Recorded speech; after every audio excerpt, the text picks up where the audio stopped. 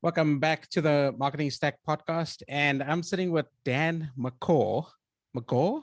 Is it McGaw. McGaw? Yeah, McGaw. it's McGaw. Hey, Dan. Dan is a business owner. He's an award-winning entrepreneur. I want to dig into that a little bit. I want to know what that means. Speaker and the CEO of McGaw IO, specialist in analytics, and also has a SaaS platform called UTM.io. Welcome to the Yep. show, Dan. Thanks for having me. Looking forward to being able to chat. Yeah, it's quite interesting. One of the things that stuck out for me on your website, because you used the term marketing stack or tech stack, and so the name of my show is the Marketing Stack. So I want to know what's your take on stacks in general, Yeah. and a little bit. I want to talk a little bit about surviving the stackopocalypse. Well, I mean, at the end of the day, your stack is ultimately the consortium of tools that you have basically put together to help you run your business. So marketing has their stack, sales has their stack, customer success product, they all have their own stacks. And all that really has to come together and make one big giant tech stack for an organization. But really, it's just a blend and integration of all of these different tools to make it so that you can efficiently run your organization and effectively accomplish your goals. And also have many chains in the link or many links that can potentially break, which is always a stressful thing. I always feel like businesses are put together with sticky tape when there's all these different things that are connecting to each other. And most of the time, there's Zapier that's kind of holding everything together, or another sort of integration tool. What's your feeling on that? Because I know companies like Kajabi are trying to market themselves as the all-in-one. What's your feeling on that? Yeah, I mean, there's a lot of these duct tape tools out there, whether it be Zapier, Kajabi, Workato, Trade.io. There's a lot of these tools that connect things together. And, some do a little bit of a better job than others. I mean, I think Zapier is a great introduction to these tools. But really, when you start working with some of these better tools, whether that be Workato or Tray, they provide you a lot more data and a lot more ability to route things and have logical routing. Same with like lean data. So I think Zapier definitely serves a purpose, and we use it tremendously here. I mean, we use it a lot. So definitely thinks it has a purpose, but at the same time, it can definitely feel like duct tape from time to time. But at the end of the day, that's how we connect all the data. And I think if anybody's going to really try to make magic out of their marketing technology, right, one of the things you really have to do is be constantly refreshing and recycling your data. And you just can't do that without some duct tape. Recycling all of your data through all of your tools is really, really important for success. And sometimes that means you need to add some duct tape to it to really hold it all together. So for the uninitiated, which includes me, when you say recycle, what do you mean? Yeah, so there's this concept of you need to have your single source of truth, right? So typically people, when they think of their stacks, are like, oh, we have Salesforce as our single source of truth, or we have Marketo as our single source, or our warehouse is the single source. And we really don't believe in that model. We think that you should be trying to make as many clones of your data as possible. So Marketo should have almost every single thing that Salesforce has, and every single thing that's in Salesforce should also be duplicated in our analytics products, right? So what we're trying to do is constantly recycle the data throughout the system. And this is where customer data platforms, Zapier, Workato, Trade, all these other tools will help us be able to circulate that data, because we collect data that winds up only in Salesforce from time to time. And it's like, why does that only live in Salesforce when customer success or the support team could use that data if it was also in Zendesk? So it's really, really important to recycle your data throughout the stack and really make sure that all the tools have all similar types of data. And it's something I talk a lot about in my book, Build Cool Shit, which is shockingly the only book that talks about how to build a marketing tech stack and like the problems and use cases you should do. But data recycling is really a fundamental part of our methodology here at McGaw.io when we build stacks, and it helps a lot of our companies or customers really grow their businesses. Yeah, I saw the landing page for your book, and the title caught my eye. I was just like, that's interesting. I obviously haven't got it yet. I will. It's something that I'm interested in. So thank you for writing it. Yeah, of course. Talk to me about sort of what, people are saying that COVID has helped accelerate the growth of technology and the advancement of technology. Mm-hmm. I've certainly seen a huge influx of tools and SaaS products related to multiple various things on the marketing side of things. Obviously, I only see, or I'm only aware of the marketing things because those are the areas that I work in. But what's your take on where it is? And from a consumer point of view, is it better or more confusing? It's a really, really good question. I don't think COVID made it any more confusing necessarily with the number of tools. I think tools have been growing like crazy for years. And I don't think, if anything, we've actually are seeing a slowdown in tool development in MarTech. So, I mean, the exponential growth was happening a few years ago. I think a lot of those tools that were created a few years ago, we're just now seeing though. And I think that's a little bit of the difference is that those tools are finally hitting an exposure point where we're really noticing them. And I do think COVID, of course, helped accelerate many of those businesses and their growth. So now we're just seeing more of them because the actual creation of new tools has slowed down dramatically in the MarTech space. Don't get me wrong, sales tech is still going and stuff like that. But many of these companies that you see as the high flyers, I mean, they're 4, 5, 7 years old. You're just finally hearing about them, and that's normal for most businesses. But COVID has definitely accelerated digital transformation in general. I mean, one of my favorite clients that we get to work with is King's Hawaiian Bread. Have you ever heard of the King's Hawaiian Bread Company? I have not. So massive bread company. They sell these awesome Hawaiian rolls, really, really popular across the United States. But they're a bread company, right? They sell their bread in grocery stores. Well, they have an e-commerce presence. They're trying to do direct to consumer. They're trying to do more digital. But who would have thought a bread company is going to be doing digital transformation and overhauling their business from a tech perspective? And we're lucky enough to work with them on building. We just rebuilt their stack. We're now helping them rebuild their conversion funnels. So everybody was forced to go digital because of COVID, right? So you're definitely seeing a lot of these companies that would have never have been as digital become digital. And you're also seeing a lot of tools get a lot more revenue because holy crap, like people need their tool. But I haven't seen a huge influx of new tools recently, but I will say that the big influx of tools that I have been seeing, and don't get me wrong, I wouldn't say that I'm on the bleeding edge because there's just too much to keep up with, but I definitely hear the new stuff. Most of the tools that we're hearing about now are really around data governance, around being able to better track your data, better set it up. And most of these tools were created a couple of years ago. Again, just like UTM.io, one of my companies, it's all about data governance, right? But that's really kind of the next evolution in marketing is better data governance and better data hygiene. So that's the reason why these companies are now really getting hot today is because everybody needs clean data. Yeah. Well, I mean, that also touches on like privacy and people being sensitive to the things that they're giving over. And obviously Facebook is at the forefront of, well, in a not so bright light on that sense. But yeah, it's definitely interesting. I think you're right about the fact that just awareness is more and people have been more active online than ever before. Yeah, for sure. You mentioned the keeping up to date, and actually that was one of my questions is how do you keep up to date? Because clearly it is impossible, as much as even I try to stay up to date with the news and try to figure out what's new and what's going on. Is there a methodology? Do you have a process? Do you have a team doing research? Yeah, I mean, one of the things that we're hired to do all the time is a diagnostics for our clients. So our job is to come in, they give us 3 to 5 objectives and a couple key results, and then we help them build their stack. And they're basically hiring us to say, as an example, we had a client come to us with an LMS project, a learning management system. So now our job is to go look at what they're doing, look at what their objectives are, and then go research the market. So we find out a lot of tools through those diagnostics because we're basically doing the research on behalf of the client. So if you were to go to McGaw.io and check out our blog, like we have some articles in regards to CDPs, multi-touch attribution from previous projects we've done. But I will also say that we are not. So when you think about, there's a famous book called Crossing the Chasm, which talks about like the life cycle of a tech company, right? And the types of buyers there are. And there's the early majority, the innovators and all that stuff. And I would definitely say that we're kind of a little bit at the back half of the early majority. We really don't want to be using a tool unless it's already been proven, it's been tested, because a lot of the new tools, when you sign up for them, one, they're not show ready in the first place. They're not able to integrate with many of your other tools. They have a lot of bugs. They have a lot of limited, but the bigger problem is that getting somebody to work on that tool requires you to pay to train them to learn how to use that tool. And then finding resources to manage that tool is even harder. So the common example that I talk to people about a lot is Webflow.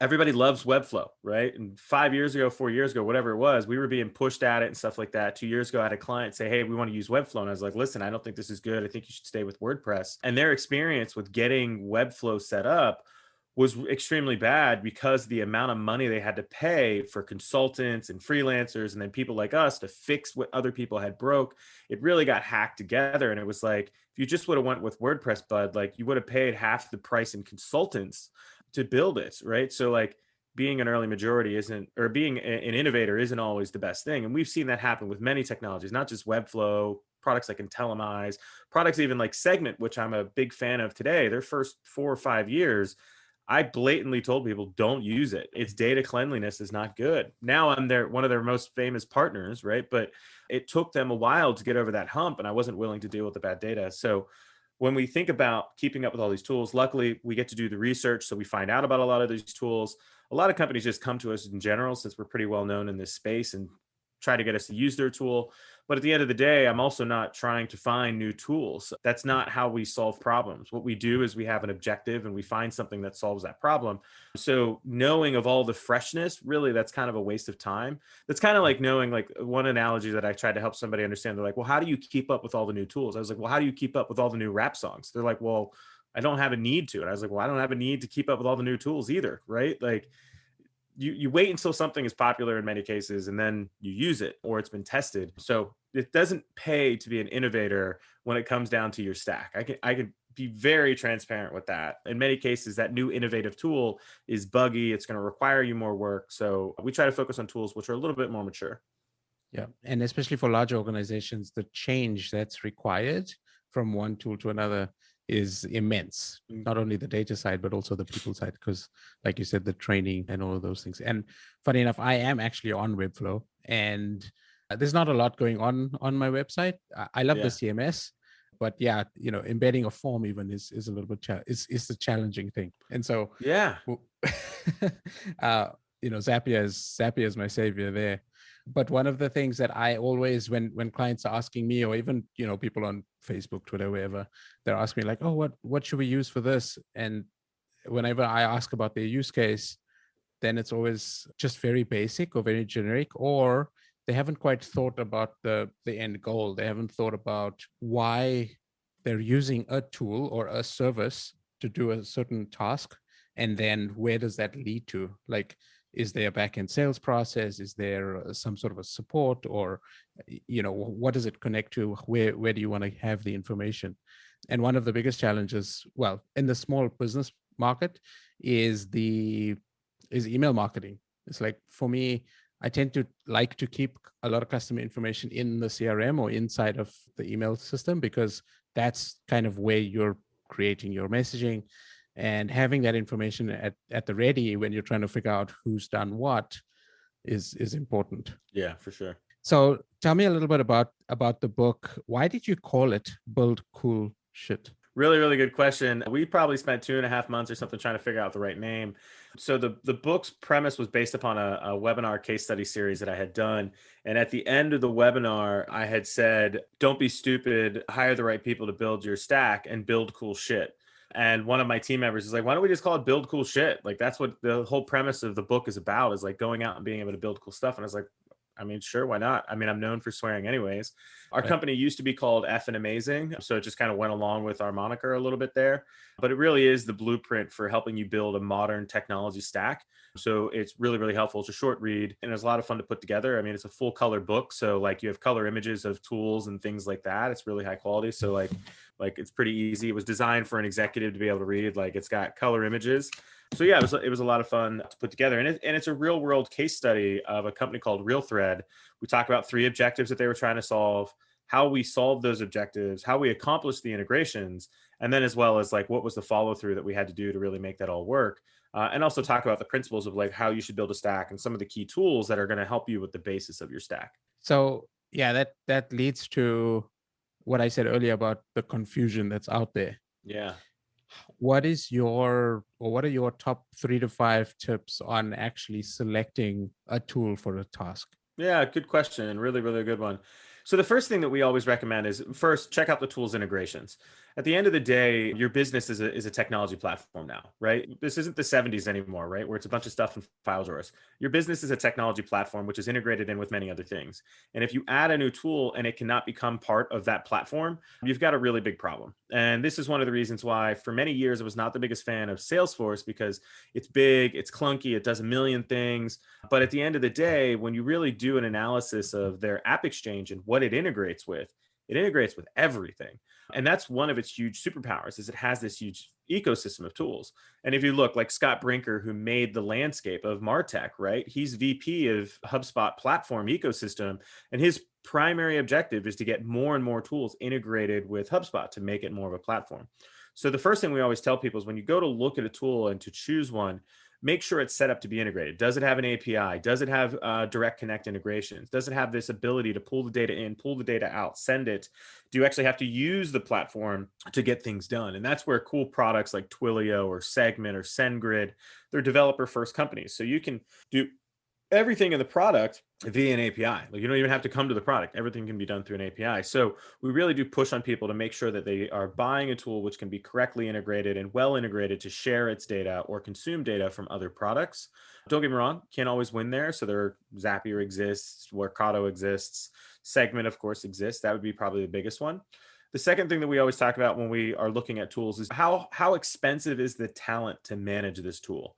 How easy is it for us to hire, train, and retain people to actually work on this tool? And one of the things that's coming up, right, is like if you use Salesforce Marketing Cloud as an example, you're going to pay 2 to 3 times the amount of money to manage that tool than you may with a Pardot or a Marketo. And the reason why is because less people know Salesforce Marketing Cloud. Salesforce Marketing Cloud kind of requires you to use it to its full ability, requires you to know SQL. While Marketo and Pardot don't. And there's many more people that know Marketo and maybe not as many that know Pardot, but there's a lot more people in that space. So you really have to better understand, can we use this tool? And this is something that we faced as a problem when I first started the consulting is we would make a recommendation for a tool because it was the best tool for the use case, but we didn't take into consideration the people that the company had to manage that. We took into consideration we could do it. So it's kind of like giving a 6-year-old the keys to your Ferrari and say, good luck, right? Or at the same time, you don't want to give your 45-year-old race car driver the keys to your play school car, right? Like you have to really make sure there's an alignment on the team. And of course, the last one is it going to be able to achieve our objectives? You have to stay focused on that. That should be your first thing that you're focused on. But again, like I try to tell everybody, you need to do a discount double check on every single thing you do. And your objectives for what the tool is going to be used for need to be the thing that you do that discount double check on for sure when you're picking these tools. Is we see so many people just buy shit because the sales rep said to buy it and it does this and it does that, and then like we get in there and we're like, you don't need this. Like your organization is nowhere near this sophisticated. It's not like this magic thing where it just happens. It's like you've actually got to set this up and you have no idea what to do, and even if it is set up, you can't use it. So why'd you pay $30,000 a year for this additional whistle when you can't do it? But marketing and sales people, especially in the MarTech space, are so good that you'll wind up buying snake oil and drinking it the whole time, still telling everybody that it's holy water. So you really got to be careful there. Well, I think that's one of the challenges or one of the problems that exists today is, this stackopolis. It's this thing of, you subscribe to things just to test them out or whatever the case may be. Maybe you end up using it for a little while. People in the team are maybe using bits and pieces, but then you tend to forget. It's one of those things that just, I guess, gets expensed. And, if people are not using the thing, if it's not actually a major part of the business. I actually went through a course recently with Ali Abdal, who had done a video on YouTube, actually, where he spoke about all the tools that he has in his business. And he ended up saying that he had no idea that he had that many tools. And obviously, small creator, he's got 2 million subscribers on YouTube, but he's built this sort of $1 million business teaching. But he's gotten to a point where it's kind of like, okay, he's putting in a process to figure out what he's using and what he's not using. Have you seen a lot of that? Of people having too many tools and they're just not aware of them? Yeah, for sure. I mean, most companies have more tools than they know. I mean, even us, we spend $5,000 to $10,000 a month on the tools to run our business. So there's definitely a lot of tools in people's stacks. We actually, on our website, so if you went to McGaw.io and scroll down a little bit, there's basically a WYSIWYG stack builder that you can access. And all you have to do is put in your domain. It'll take you to a landing page, ask your domain. If you put in your domain there, it'll take you to another page and it will actually load up all the technologies which are installed on your website and tell you all the things that you have running, including the estimated cost that you're probably spending. And you can use that visualization tool to ultimately move tools around, draw diagrams for how the data flows and stuff like that.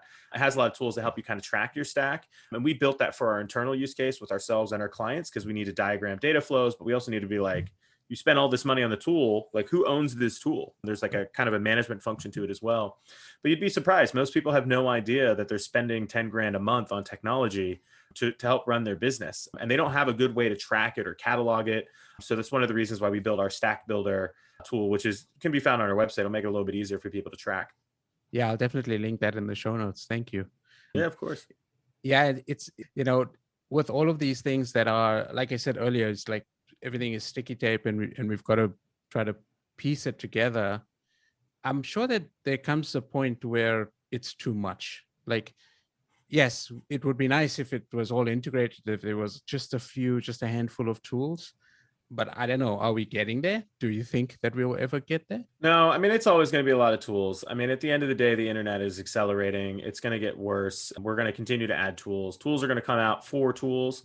And that's really the next big evolution that's happening. And that was something that Scott Brinker had talked about a year and a half, 2 years ago, is the hard part about tracking the new amount of tools that are coming out is those tools are embedded inside of other tools. So when you think about just Shopify has its app store, right? So and that's growing at a really good clip. Well, each one of those tools is harder to find on the internet because it's just a plugin for Shopify, but it provides really, really big value. And that's really where you're seeing a lot of these evolutions now coming, where there's a little bit less of these big, robust tools, but the tools are getting harder to find because it's a new app exchange thing for Salesforce, or it's a new app for Shopify, or it's a new product that only works on helping you fix HubSpot, or Chrome extensions. Like Chrome extensions have become extremely popular over the past couple of years. So it's less about these mega platforms because it's really hard to go compete with Marketo or Salesforce. So, and a lot of these plugins are becoming where the growth is. So, I don't really see growth in tech slowing down anytime soon. I do think that we are going to have some sort of bubble that's going to happen in the next 12 to 24 months. I've been saying that for a long time. But it's kind of right when COVID hit. I had said in the spring of 2020, we were going to see something happen. We saw COVID happen, which of course caused a huge shuffle, but then the market reaccelerated again, which is fantastic. I mean, that's what happens when you dump billions and trillions of dollars into an economy. But something on the other side is still going to affect it, right? There in the next 24 months, there's just too much turmoil going on around the entire world with balance sheets. There's too much debt. So something will happen. I'm not really sure. I don't think it's going to be like Salesforce implodes, right? For all I know, it's going to be Tesla implodes. I don't know. I don't know who's going to fall. I don't know who's going to be the next Lehman Brothers, but I can definitely tell you that somebody's balance sheet isn't very good and they're too big to fail. And we're going to have a domino effect. And naturally, when there's any type of economy crash or recession, everybody's going to be affected. And so is MarTech. Right. Yeah. The cool thing is that like we saw in the 2008 recession, it's the tech companies that really innovate and grow out of it. So while there will be another ruffle of the feathers and it will slow some innovation down for a small period, like COVID did at first, tech is the one who innovates really, really quickly, pivots, changes stuff, and grows out of it in many cases, where many other businesses just can't do that or can't be that agile. Yeah, that makes sense. Talk to me a little bit about some of the findings that you had with that exploration you had with the learning management system and what you've seen in course creation. I'm very curious, and I've worked with a number of clients building their courses, putting their stack together, doing their marketing. What was that exercise like for you? Obviously, coming in from the outside, were there any findings? Were there anything interesting or something, or things that were glaring at you that were like, okay, that's interesting? Yeah, of course. So, I wasn't the lead on the project, so I'm a little bit of a step removed. What I can definitely say is that at the end, the biggest decision came down to how was the LMS going to be able to integrate with the rest of the ecosystem of our tools? And then also what was going to be the financial cost of us leaving one LMS, spinning up a new LMS, and then whether we should build our own or whether we should buy. LMSs have become really, really popular over the past few years. So there's definitely a lot more of them on the market, but they each kind of serve their own niche, which is definitely interesting. We were working with a cooking school client, so this was for a little bit of a different setup and format. So we decided we were going to keep them on their own custom developed platform compared to moving them to a separate LMS system, just because it didn't make the financial sense to move to a custom platform, to redevelop everything, to rebuild everything, and then to get on somebody else's platform for that platform to maybe one day fail, or even just not be able to keep up with the development growth that we intended to be able to provide as a customer experience. So I can't really speak too much to the individual tools themselves, so I do apologize about that. But I will just say this, over the last 5 years, the LMS space has really, really grown because there's just so many online education companies. And that's really helped accelerating the growth. And there's also a lot of innovation going on in schools as well. So there's a lot of different ways that you can look at that, but I'm not too close to the project, so I can't speak heavily to it. No worries. It's one of those things that's interesting to me because, like I said, companies are trying to tout themselves as the all-in-one. Look at me. And I think you mentioned earlier that the marketing on these tools are just so good, or Yeah. they're smart in the way that they say things in their message on their website, and so people are being led into believing without actually understanding. Once they go in, what it can do and what it can't do. There are a lot of cliques. There are a lot of like groups or cults that form around these sort of softwares, and that's always interesting because I feel like a lot of people have blinkers on when it comes to believing in versus the practicality of what they actually need for their business. Yeah, I mean, I personally did a large multi-touch attribution study a couple years ago. It's featured on our blog, so you can find all the stuff that we talk about. And I reviewed all the main vendors in that space. And at the end of the day, the multi-touch attribution space, for anybody who multi-touch attribution is very, very difficult to do. It's very hard to understand. But the data methodology that these vendors have is really the way that you should choose them. And that's what comes down to, once again, talking about how do they integrate, how do they connect, how do they store their data. That's really one of the most important factors that people just overlook and much of it has to do with ignorance. Like it's not chosen ignorance, right? It's just they don't understand the concepts. But if you can get down to those nitty gritty things, you can make some really good decisions. And for this multi-touch attribution project was super, super helpful for me. I mean, I got to learn so much about the space, which was great. But for our client, they were just so sophisticated and so advanced that we were like, you've got to maintain rolling your own system, but we've got to now build out this integration with these 5 other tools and do all this other stuff for you to even be able to have that opportunity. So it can be really, really difficult to do. But, it's definitely possible, right? I mean, we've built custom multi-touch attribution models using Looker to make it so that people can see whatever they need to see there. But some people can only use a tool, right? It just really does depend. Yeah. Yeah. You do mention automation on your website as well. And I'm a big believer of systems. So there's 2 ways to scale a company. One is lots of people. The other is automation. How do you balance the two? Because there's this obvious fear that's in the air. It has been around for a while with AI taking over the world and the matrix happening. What do you see? What's happening at the moment? Is it as bad as the matrix? Are we getting there, or like? No, our data is too jacked for us to get there. And if you know anything about the artificial intelligence space and machine learning space, you'll notice about 5 years ago it became all the hotness and really, really started kind of going out there and going crazy. And you'll notice over the past 12 to 24 months, it kind of died down. And the main reason is all these people threw money at these companies. They became really big and they did a good project for one company. But the problem is all of our underlying data, as most companies are, is crap. So when you put artificial intelligence or machine learning on bad data, it makes bad outcomes. So that's one of the reasons why I talked earlier. Data governance is becoming so important now because you can't effectively use AI or ML to do anything unless you have good data. So definitely really important there. But, in regards to automation in general, I'm a huge fan of automation, but I also think we have to be humans. Everybody 7 years ago was over automating and doing too much because we just could. Like it was this new superpower. And it worked, right? And then everybody was like, oh my God, another automated email from that guy, right? We all know that sales guy that just sent me an email. He didn't send me that. Like it was a spam email. So automation can be really bad, but I'll give everybody a really good way to do automation. So one, my book, Build Cool Shit, you can get a free copy of it, right? So what I want you to do is pull out your cell phone, right? So go to your text messages in your cell phone.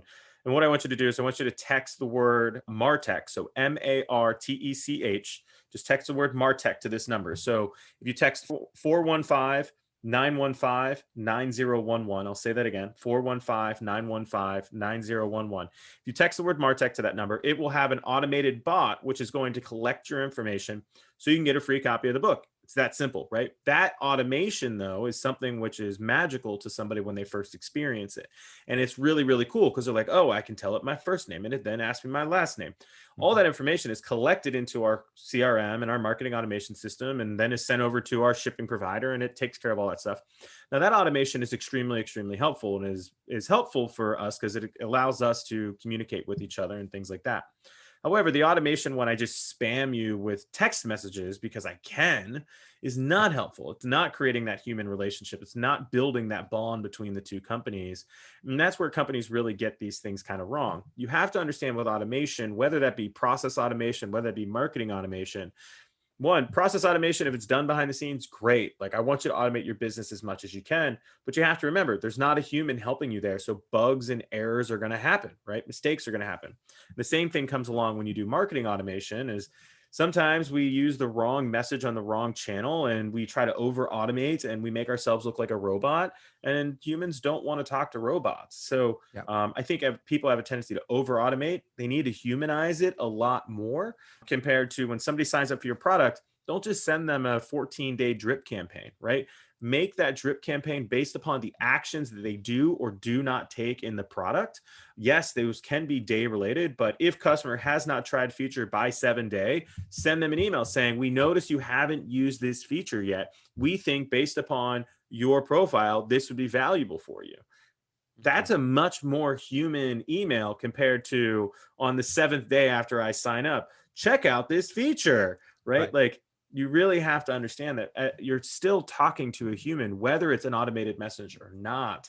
And I think people just they don't really go that deep into the process. Well, I think the problem there also is one, a lack of understanding that it is possible. Definitely in the small business or Yeah. the startup sort of companies that still trying to figure it out. They're not sure exactly what's available or what's possible. And then two is hiring somebody who understands that and then being able to build those sequences out. Putting the logic in, putting the messaging in. That's also an expense. And so, Mhm. from what I've seen, generally in my space with the small businesses, they're buying the tool expecting a magic formula, and they're expecting it to just do everything without Yeah, actually spending the doesn't work time that way. to build, put the steps in, to pay for copy, to pay for somebody to automate things, to pay for somebody to help you with all the Zapier sticky tape stuff. And that's where I exist. That's where I sort of play, because Mhm. I'm a big believer of doing things the right way and being personal, being sort of, automate as much as you can to help you save time, because maybe your budget doesn't allow hiring an additional person or 5 additional people. But then at what point do we get to too much, right? Mhm. There is this balancing act that needs to happen. And how do you measure that? Like, how do you find that line? Yeah, I think it's different in every company. It really does come down to the people that you have or the budget you have to spend on people. Because at the end of the day, it's the people who are going to build all of that stuff, right? So it makes it a little hard. But I think there's platforms like Upwork or freelancers and contractors out there exist that are going to be able to help you kind of push that over the edge there. So, and like get that stuff done. But again, it can be hard to know who to choose, right? Like, how do you trust these people and things like that? So it's not easy. I will say that there's a reason why. Compared to my closest competitor, I'm 2 to 3 times more expensive, right? So like, we're definitely the premier shop. Like, we work with high end brands. We work with a lot of really, really cool companies. And that's because we provide a really valuable product and a valuable service. But I totally understand the problems that people go through to get here. I went through it myself. I started from working with small businesses and worked my way all the way up over the past 15 years. So I totally understand the conundrums that you get stuck in when you have these tools. Yeah. And then there's also the marketing, or there are sort of influencers that are saying, oh, starting company is easy. Like, you just need to do it over a weekend. Or you see a YouTube video, it's like, oh, I built 1,000 people email list over 2 days. Like, yeah, okay. But then, And most of that what's stuff's bullshit, right? Like, right. I love it to death. Like Neil Patel, so I worked for Neil Patel. I was actually Neil Patel's replacement at Kissmetrics. I was recruited in, I was brought in to replace Neil Patel at Kissmetrics. Neil Patel went on to go do his thing. And Neil always has these challenges where it's like, hey, I'll generate $1 million in 90 days or whatever it is. That's not a fair like that's not a fair expectation for anybody else to set for themselves. I mean, like Yeah. even the skills that I learned from Neil, right, like have paid dividends in my career. But if you don't know what we know, or you don't have the resources or connections or the ability to do this thing at the rate that we do it, you can't compete. So like I think that there's a lot of hype. And I think that's my Mm. biggest frustration right now is just all of the hype around like, oh, start an agency in 3 months and be successful. And it's like, if I'm going to give anybody I know advice, like the last business I'm going to tell you to go into is services. The services business can suck. Like go into SaaS. It's way easier, right? Like, but you've got to do what is ever your why on the inside. And, my why is helping people be able to be better at whatever they choose to be good at.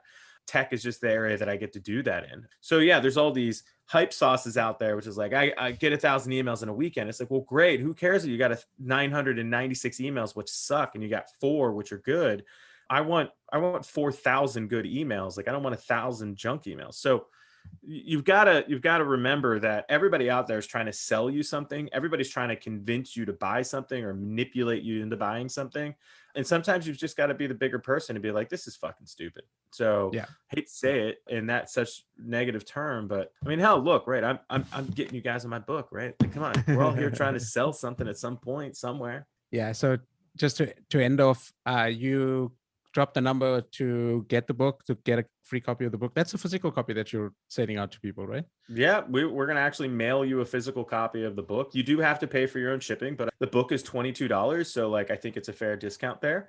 So yeah, if you text the word MarTech to 415-915-9011, or if you don't want to give up your cell phone number, you can go to McGaw.io and it's available on the top of our website. Cool. And then there's also the WYSIWYG stack builder that you have on the website that I will also link in the show notes. Dan, thank you so much for being on the show. I really appreciate you coming on and spending the time with us. Thanks for having me. This has been great. So I appreciate everybody listening. Cool. Thank you.